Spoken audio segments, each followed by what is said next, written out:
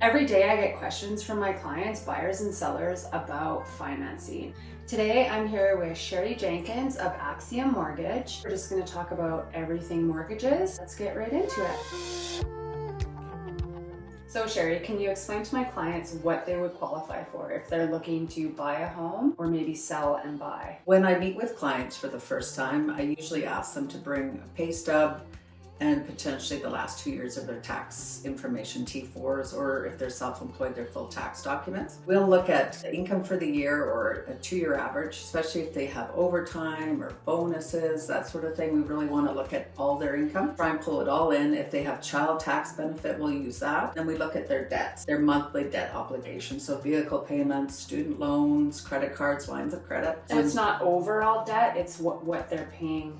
Right, I want to know what your monthly obligation is. So that could be something that we would even look to restructure to try and help them to qualify. So when you talk about restructuring, what does that mean? Usually if we have a client that, let's say, carries credit card debt or vehicle payments, so sometimes vehicle payments, they may have a small balance left over, but their payments have been high.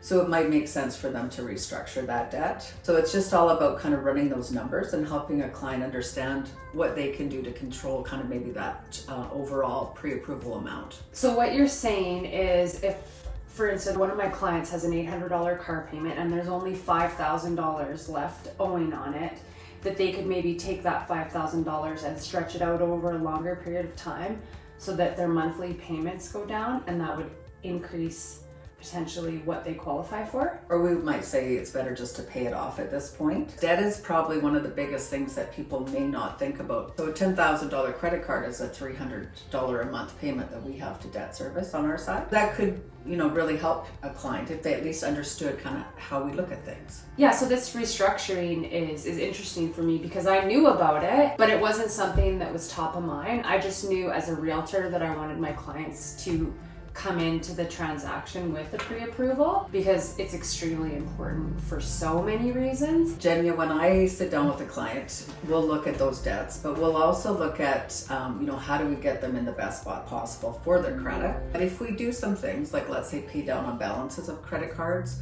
and if somebody's over limit on a card, that's huge for their credit score. So we'll just make sure everything's paid down. Their score can bounce up a lot, and so that's better for us to do that up front. We can actually send that information directly to the credit bureau. So we do have the ability to help a client that way if we have time to work on it. A lot of times people's credit's not nearly as bad as they think it is. As a mortgage professional, we know with years of experience what the banks are going to need. We want to make sure that we don't run into any roadblocks along the way and that we can make everything just run smoothly. And people underestimate how important this piece of the process is, particularly people who have a really good job and great credit and they don't think they're going to have any issues getting financing. And they probably won't. But what they don't recognize is there's a lot of moving parts on the financing side, and we don't want to run into issues once we've made an offer. Because once we've made an offer on a home, there's usually 10 business days where you have to have all your ducks in a row and be able to waive that condition on financing. So it's critical, especially in a fast-moving market like we have right now, to have everything in order so that you don't have to worry and you don't have to stress out during that condition period of not meeting the criteria you need to for your financing. Plus, I promise you, it makes house hunting so much more fun because it's stress and worry free. So the other piece that is really important when you think about what you qualify for is the down payment. The age-old question is, do I need 20% down, or can I still get away with putting 5 or 10% down? And what does that look like? As far as the first-time home buyer, everybody would think 5%, but you're actually not limited to that. So let's say you have bought a house in the past with 5% down. You can buy your next house with 5% down. So the only thing that would be slightly different with that is the government made 5% on the first 500, and then anything over 500,000, you have to put 10% on that. So that's sort of the caveat on that. Now, also another time you could put 5% down would be for a second home. So let's say you've got kids going to university, they can purchase a home with 5% down. They'll actually let you do a recreational property. with 5% down. So there are a lot of things. People have these preconceived notions that they have to, especially I think for people in the move-up market.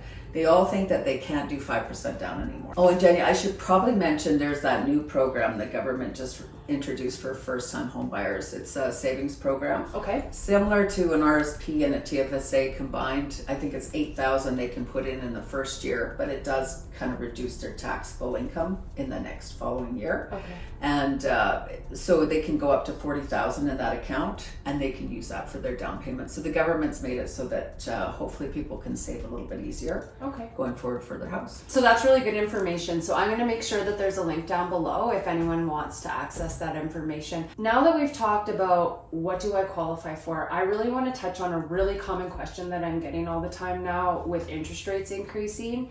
And that is people who currently own their home and they're looking to maybe move, has a little bit of time left on their mortgage at a really low interest rate and is looking at getting into a higher interest rate environment with a new mortgage. I would say that the biggest thing that people should be aware of is every bank's different. They have different policies on what we call porting. So when you port a mortgage, it means moving it from one property to another property. So it's portable. That's what that means. So you still have to qualify for the mortgage to port it.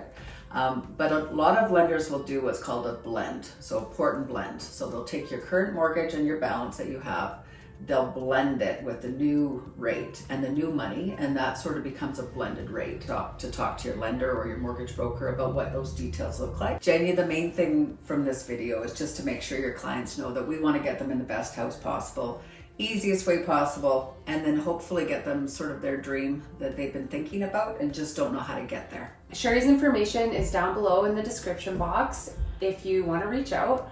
Also, if you have any questions that have come up, please feel free to put them in the comments and we'll discuss them in a follow-up video. And for more on the real estate market, you can watch my videos here.